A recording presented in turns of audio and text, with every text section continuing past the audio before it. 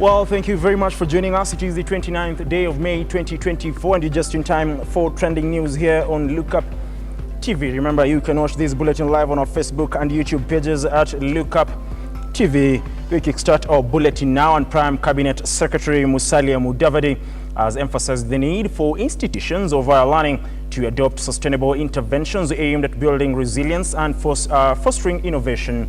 Speaking at the University of Nairobi, Mudavadi urged universities to forge closer ties with government and international partners to create a legacy of excellence and national service. And my heartfelt gratitude to Chancellor Van Coyne for inviting me to be part of this special event to celebrate the unveiling of the Big Five transformational initiatives that will propel the University of Nairobi to a fit-for-purpose, sustainable and resilient future. This demonstrates how the university is keeping tabs with the government and the international community, particularly on sustainability interventions geared towards building institutional resilience. It further reinforces the education reforms that His Excellency President William RUTO envisaged when he appointed the Presidential Working Party on Education Reform in September 2022. Center for the World University Rankings places the University of Nairobi among the world's top 2,000 universities. It is also placed in many rankings among the top 20 African universities. The university is also a member of the African Research Universities Alliance, ARUA, which recently launched an ambitious initiative of nurturing 1,000 doctoral degrees per year for the next 10 years. The vision of this consortium is to make African researchers and their institutions globally competitive while contributing to the generation of knowledge for Africa's socio-economic transformation. I am pleased to note that the Chancellor's transformative agenda includes strategic initiatives to show up innovation, equip young people to lead the green transition, and harness the power of artificial intelligence. Moving forward, the society has been called upon to break the silence and stigma surrounding menstruation and create a conducive environment for women and girls during the menstruation period. Now, while marking Menstruation Hygiene Day in Laikipia County, concerns were raised over pollution from disposable pads. And dispelling the myths, we empower girls to take control of their health and well-being. Access to menstrual hygiene products is critical. Many girls, women around the world lack access to affordable, safe and hygienic menstrual periods. We must work towards making this product universally accessible, whether through government initiative, community program, or innovative solutions. Ladies and gentlemen, we must challenge cultural norms and social tools that perpetuate shame and stigma around menstruation. We used to say that the polythene bags are the worst when it comes to garbage. But today, the reading and the worst waste we have is we used up sanitary towels and used up diapers. And because Kenyans don't like to be policed, I'm thinking that as we think of making Laikipia a model county, we should also think of how we can be able to make these used pants and even used diapers maybe to have an economic significance. And one way is creating charcoal briquettes so that we can be able to use them, which are even smokeless, and many other good things. If you have heard about the recent floods, you know that recently many people were affected by the floods, and in these cases most people don't remember that people need pads in this, or rather they need menstrual hygiene products. Hizi sodo ndizo za muhimu sana sababu mapato haswa kwa jamaa ya wafugaji mapato iko chini sana. Kwa hivyo zile idara zenye zimejitokeza kutuletea the reusable, tunahitaji kushirikiana na county government tuhakikishe kila shule, kila boma angalau iko na maji ya kutosha. Now, more than 5,000 students in Nakuru County have benefited from sanitary towels and soap donated by the Rotary Club of Nakuru to improve their menstrual hygiene. Now, speaking at the Menstruation Hygiene Day, President of the Rotary Club of Nakuru, James Yegon, said their aim is to address challenges faced by girls during menstruation, ensuring they commit to their studies and focus on building their future.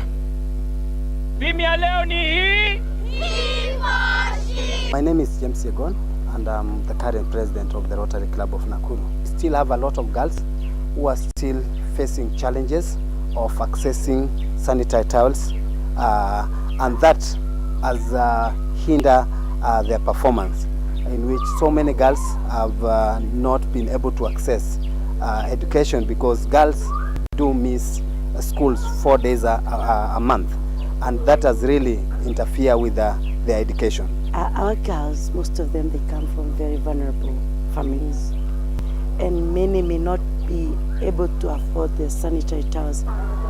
It's a wake-up call kwetu kama community, kama viongozi. We have the matters of our girl child and to eradicate menstrual poverty so that we can be able to retain our students in school. This promotes health hygiene. And as we all know, health hygiene protects a lot of things. It is also we are promoting self-esteem to our girls because these are our tomorrow leaders.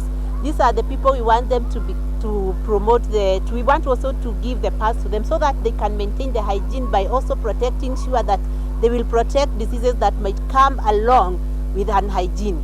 So it's for us as the teacher and as the community to help them to know who they are. And what they go through as menstrual is not a curse, is not a challenge. It's something that is a normal development in their lives, like any other development in their body. How I pray that this gesture may continue so that we may see our girls in school, and when they are in school, our parents are also going to be settled, our boys are also going to be settled, and true to it, the boys are going to be aware of this so that it will not be an issue to the girls, and we expect good performance even at the end of it all. Kirinyaga County government has donated food, non-consumables and cash donations of 100,000 shillings to 19 families that were left homeless after a fire incident that killed 2 children in Kegumo town. Now, while condoling with affected families, Finance and Economic Planning CEC Jacqueline Jogu urged residents to seek approval when putting up a building to ensure houses meet required safety standards. Tumekuja hapa kuomboleza na family ile ilipata mkasa wa moto jana usiku. Tumetumwa na High Excellency Governor and Mombi Iguru akatuambia tuje tushirikiane na watu wa Kagumo, sana sana hii familia. Angependa kukua hapa in person, lakini kama vile tunajua alikuja jana usiku wakati hiyo mkasa ilikuwa inafanyika, akatuambia tulauke mapema tukuje tushirikiane na hii familia, na tumeshirikiana na mheshimiwa wa huku, mheshimiwa Central, na pia MC wa huku Kagumo Mutira Ward, na tumeleta vitu mbalimbali. Tumeleta magondoro, tumeleta blanketi, tumeleta chakula, na vile vile tumeleta mabati ya kujenga, yote kwa katasi ya governor. Ule ametukusanya pamoja na akatuambia tulete hizo vifaa hapa. Tunaomba wale wote wanaendelea kujenga manyumba, na hata huyu mwenye hapa akiendelea kurudisha nyumba imechomeka, tutawapatia usaidizi wa physical planning na kuchora ndio aweze kujenga nyumba mzuri, na wakati mikasa ingine yoyote ili inaweza fanyika, watu wa kupita wa kusaidia wanaweza fikia waathiriwa kwa njia haraka. Yesterday night at around 8 in the evening kulipatikana mkasa ya moto, manyumba ikachomeka, 20 families were affected. So we came here to join hands with well wishers from all sectors, starting with the area MCA, the governor and myself, and we came to say pole and to do some donations because they lost everything. They even lost 2 kids died in the fire inferno. Mimi nataka niombe watu wangu wa Mutira, vile tumesema kwenda mbele, kama utakuwa na mjengo yoyote usiende kujenga kwa maarifa yako, omba usaidizi kutoka kwa department yetu ya planning ndio wakati janga kama hizi zimetokezea kukuwe na ile mpangilio mzuri ambapo hata ile timu yetu ya rescue itakapofika iwe na nafasi ya kuingia na kufikia hata zile pande ziko mbali zaidi. Tulipata moto jana, ikachoma vitu zote za nyumba. Hakuna kitu tulichukua kwa nyumba, mpaka manguo ya shule, mamatis, makitanda. Lakini leo tumesaidiwa na governor, MP na MCA, tumesaidiwa na chakula na mattress na vitu mingi za kujisaidia. Tumeches Agriculture and the National Biosafety Authority has announced that it is prepared to release 3 more varieties of genetically modified crops into the market once a pending court case is heard and determined. The authority has developed maize, cassava and potato varieties as part of the 42 GMO projects currently in the works. We're looking at technologies that will reduce losses that are occasioned by pests and diseases. We are looking at technologies that will enhance production even in difficult weather, particularly when there is a drought and flooding like we have just experienced. So we are seeing technologies that will enhance productivity in the agriculture sector. We held the conference when the government had just lifted the ban on the 10-year ban on the importation and use of genetically modified foods. Now, we were all set to get into business and conduct business in this particular field. But again, within their rights, a number of individuals and institutions went to court and petitioned the court to stop, to petition against the lifting of the ban. We have dealt with one of those petitions that was filed in the Land and Environment Court, and the court found that we have a robust biosafety regulatory framework that is capable of assuring safety in the application of modern biotechnology. The hybrid BT cotton seeds were made available through GNAS. You know, you don't stock seeds where there are no people growing cotton. So they used that system, and possibly people would visit agrovets in different parts of the country and you don't find seed, and they see seed is not there. The one that was delayed was the one that was procured by government, and I think because of the bureaucracy in government procurement, then the seed arrived late.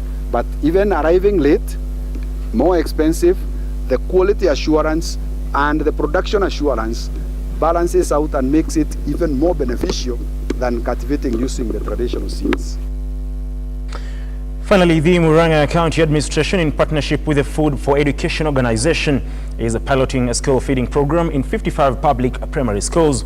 The initiative aims to build on the existing OG program from ECDE centers by offering lunch to primary school children. Now, parents will contribute 20 shillings per day, with the organization covering the remaining cost to provide balanced meals. If successful, the 2-year pilot program will expand to all public primary schools in the county.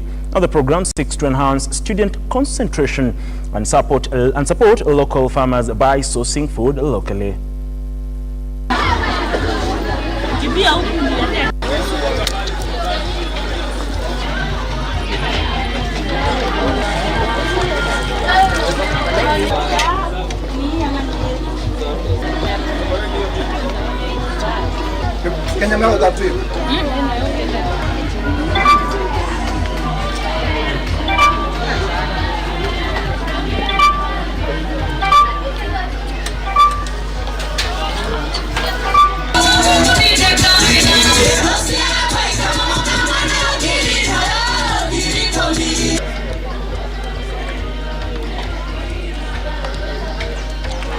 Of course, there's a legal problem because, you know, counties do not deal with primary schools, they don't deal with secondary schools. So we were at a dilemma: how do we come in and help parents in primary school, whereas primary education is not devolved?